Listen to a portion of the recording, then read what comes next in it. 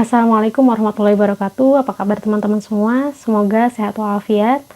Meskipun sekarang kita memasuki masa new normal, di mana kita diminta untuk tetap menjalankan aktivitas, tapi tetap menerapkan pola hidup bersih sehat dengan mencuci tangan secara teratur, pakai masker, dan tetap menjalankan social distancing.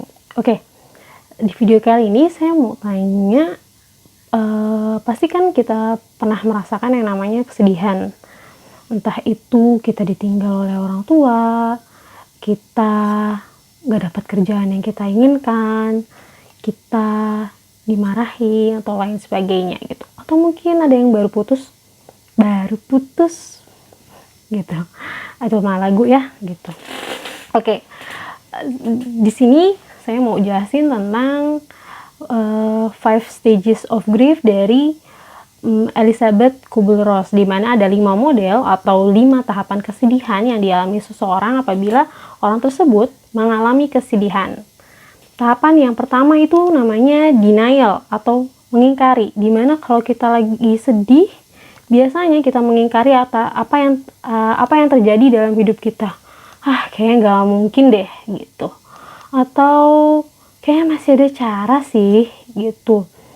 Pokoknya penolakan dalam diri yang ada dalam diri kita gitu, kita coba tolak realita yang ada gitu. Padahal sebenarnya ya udah terjadi gitu, tapi kita mencoba menolak realita yang ada. Misalkan orang tua kita meninggal gitu, atau orang tua kita sakit gitu, taruhlah sakit atau meninggal gitu, kayaknya nggak mungkin deh ibu itu meninggal atau ibu tuh sakit parah, ini masih bisa sembuh kok gitu, nanti 2 hari lagi akan membaik dan lain sebagainya. Nah, di fase-fase itu namanya fase denial atau mengingkari. Lanjut dari fase denial itu ada yang namanya anger, dimana kita mulai marah gitu, marah sama realita, marah sama apa yang terjadi, marahnya sama diri sendiri, bisa marahnya ke orang lain, atau bisa marahnya ke objek-objek atau benda-benda mati, misalkan mukul-mukul tembok atau menghancur-hancurkan barang gitu. Nah, itu namanya tahapan marah gitu. Atau juga bisa marah sama Tuhan. Tuhan, kenapa sih kayak gini? Emang saya salah apa? Emang saya melakukan apa gitu. Nah, itu namanya tahapan anger. Itu tahapan yang kedua. Normal aja sih sebenarnya kalau memang kita marah gitu. Oke, tapi marahnya ini baiknya sih dirasakan ya, karena kita lebih cenderung menunjukkan kemarahan kita daripada merasakan kemarahan kita gitu loh.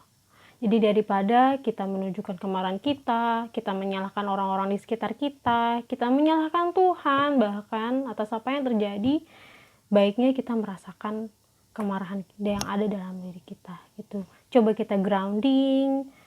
Oke, lanjut. Yang ketiga itu namanya tahapan bargaining atau tawar-menawar.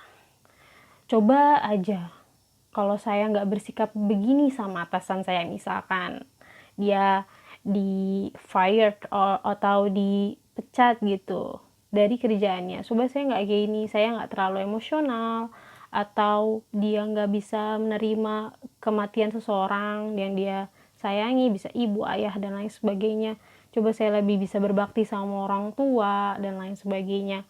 Nah, itu proses tawar-menawar yang ada dalam diri seorang ketika ia sedih gitu. What if only, coba aja gimana gitu. Nah, itu tahapan yang ketiga. Kalau tahapan yang keempat itu namanya depression.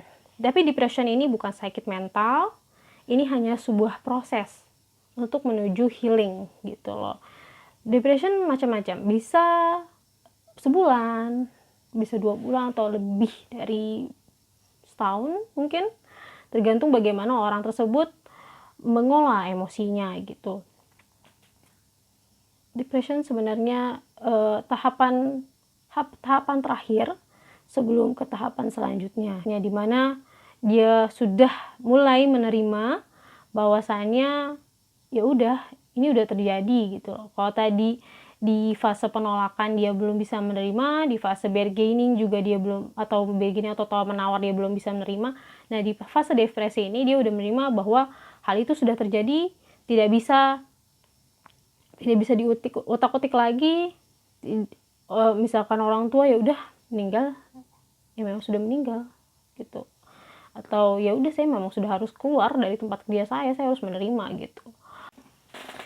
Nah, depresi ini juga bisa mengakibatkan kehilangan nafsu makan, kehilangan minat untuk melakukan aktivitas, atau mungkin juga sulit tidur di malam hari gitu. Tapi ingat bahwa definisi dalam 5 stages of grief itu bukan gangguan mental, tapi hanya sebuah proses penyembuhan dari seseorang gitu, atau sebuah respon yang ada dalam diri seseorang dalam menghadapi kesedihannya gitu. Dan yang terakhir adalah acceptance, di mana orang tersebut sudah mulai menerima, oh ya udah gitu. Bukan berarti dia move on, enggak. Mungkin masih ada rasa-rasa sedih, tapi dia sudah mulai menerima atas apa yang terjadi. Mencoba belajar ikhlas, belajar untuk oh hidup ini terjadi untuk saya gitu. Hidup ini ya memang begini gitu. Pelan-pelan saya akan menerima, saya akan coba untuk tetap melanjutkan hidup saya meskipun yang terjadi ini tidak saya inginkan gitu. Karena memang hidup ini bukan selalu apa yang kita inginkan, tapi Tuhan pasti ngasih yang terbaik untuk kita gitu. Nah, itu tadi 5 stages of grief atau 5 tahapan kesedihan dari Dr. Elizabeth Kubler-Ross gitu. Kayaknya itu aja video kali ini, semoga bermanfaat. Sampai ketemu di video selanjutnya. Hai.